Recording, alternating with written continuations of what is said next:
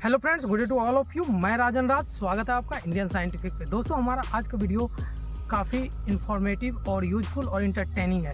दोस्तों, आज मैं हूँ विक्रमशिला विश्वविद्यालय में। जैसा कि आप देख रहे हैं, हमारे पीछे विक्रमशिला विश्वविद्यालय का खंडहर है, जो कि बिहार का एक ऐतिहासिक सरोवर और एक संरचनात्मक सरोवर रहा है, जो कि अपने आप में एक अद्भुत ऐतिहासिक धरोहर को अपने आप में समेटे हुए है। दोस्तों, विक्रमशिला विश्वविद्यालय को आप अपने किताबों में और कई न्यूज़पेपर, टीवियों पे जानकारी इसके बारे में इकट्ठा करते आए होंगे, सुनते आए होंगे।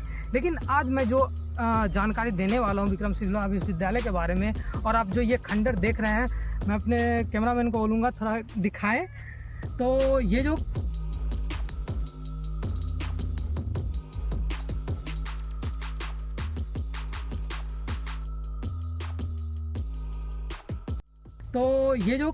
खंडर है, मैं इसकी साइंटिफिक व्यू के बारे में बताऊंगा। इसके पीछे की ऐसी स्टोरी के बारे में बताऊंगा जो आप नहीं जानते होंगे, जो कि एक अनटोल्ड अननोन स्टोरी है। तो दोस्तों, आइए जानते हैं विक्रमशिला विश्वविद्यालय के बारे में। वर्ष 1986 में खुदाई की जाती है भागलपुर जिले के कहलगांव के पास अतिचक गांव में, और यहां से प्राप्त होता है नालंदा और औदतपुरी के बाद भारत का तीसरा सबसे महत्वपूर्ण बौद्ध मठ, यानी विक्रमशिला विश्वविद्यालय का खंडर। दोस्तों, 8वीं शताब्दी में पाल वंश के शासक धर्मपाल द्वारा बिहार के भागलपुर जिले में विक्रमशिला विश्वविद्यालय की स्थापना की गई। विक्रमशिला विश्वविद्यालय नालंदा के समकक्ष का माना जाता था। इसका निर्माण पाल वंश के शासक धर्मपाल 770 से 810 ईस्वी में करवाया था। इस विश्वविद्यालय में हर द्वार के लिए अलग अलग विद्वान थे। उस समय विश्वविद्यालय का यह पूर्वी द्वार हुआ करता था, जिसके विद्वान रत्नाकर शांति थे। तो वहीं इस खंडर का जो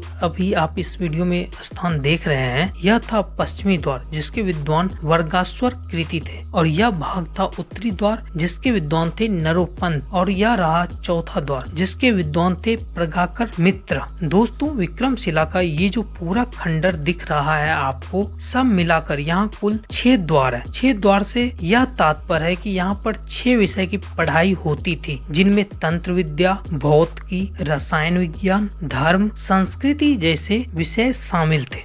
12वीं शताब्दी में यहाँ 3000 छात्रों के होने का विवरण प्राप्त होता है, और यह जो खंडर दिख रहा है आप लोगों को, ये उस समय का सभागार होता था, जिसमें 8000 व्यक्तियों के बैठने की व्यवस्था थी। विदेशी छात्रों में तिब्बती छात्रों की संख्या अधिक थी, इसलिए एक छात्रावास तो केवल तिब्बती छात्रों के लिए यहाँ था। इस विश्वविद्यालय का विद्वान और होनहार छात्र थे दीपांकर, जिसने 200 ग्रंथों की रचना इस मठ में की। तिब्बत के राजा के अनुरोध पर दीपांकर अतिश तिब्बत गए, और उन्होंने तिब्बत से बौद्ध भिक्षुओं को चीन, जापान, मलेशिया, थाईलैंड से लेकर अफगानिस्तान तक भेजकर बौद्ध धर्म का प्रचार प्रसार किया। यह विश्वविद्यालय का मुख्य हिस्सा हुआ करता था, और यह जो सामने स्तूप आप लोगों को दिख रहा होगा, इसमें बुद्ध की मूर्ति थी, जो अभी पटना के संग्रहालय में रखी गई है। करीब 4 सदियों तक यह बौद्ध मठ वजूद में रहने के बाद 1203 ईस्वी में बख्तियार खिलजी के आक्रमण के परिणाम स्वरूप यह विश्वविद्यालय को नष्ट कर दिया गया,